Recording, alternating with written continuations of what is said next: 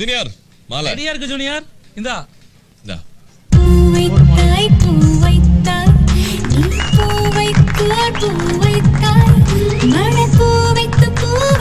இந்த மூவிஸ்லாம் ரிஜிஸ்டர் மேரேஜை வெறும் ஒரு சீனா தான் காமிச்சிருப்பாங்க. ஆனா அதுக்கு பின்னாடி இருக்க சில ப்ராசஸை காமிச்சது இல்லையே. அதை நான் உங்களுக்கு சொல்றேன் வாங்க.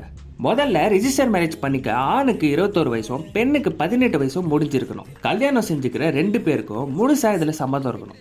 2 பேர்ல யாரும் எந்த வகையிலையும் பாதிக்கப்பட்டு இருக்கக்கூடாது.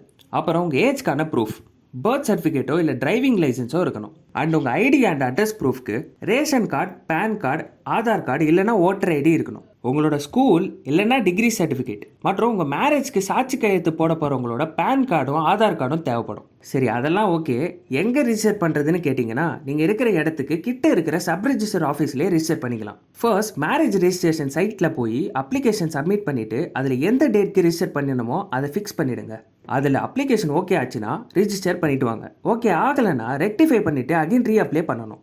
ரீசெண்டாக ஹைகோர்ட் சொன்னது என்ன அப்படின்னா, லாயரோட ஆஃபீஸில் கூட நீங்கள் ரிஜிஸ்டர் மேரேஜ் பண்ணிக்கலாம். அது லீகலாக ரெக்கக்னைஸ் செய்யப்படணும் அப்படின்னு சொல்லியிருக்காங்க. இதில் நீங்கள் தெரிஞ்சுக்க வேண்டியது இன்னமும் சில விஷயம் இருக்குது. லைக் ரெஜிஸ்டர் மேரேஜ் செய்யும் போது பேரண்ட் சிக்னேச்சர் அவசியமா, அப்புறம் செல்ஃப் ரெஸ்பெக்ட் மேரேஜ் பற்றியெல்லாம் ஃபுல் வீடியோவில் டிஸ்கஸ் பண்ணியிருக்கோம். அதை நம்ம சேனலில் அப்லோடும் பண்ணியிருக்கோம். மறக்காமல் அதை செக் பண்ணி பாருங்கள். மேலும் சட்டம் தொடர்பான செய்திகளை தெரிஞ்சுக்க நம்ம சேனலை சப்ஸ்கிரைப் பண்ணுங்கள்.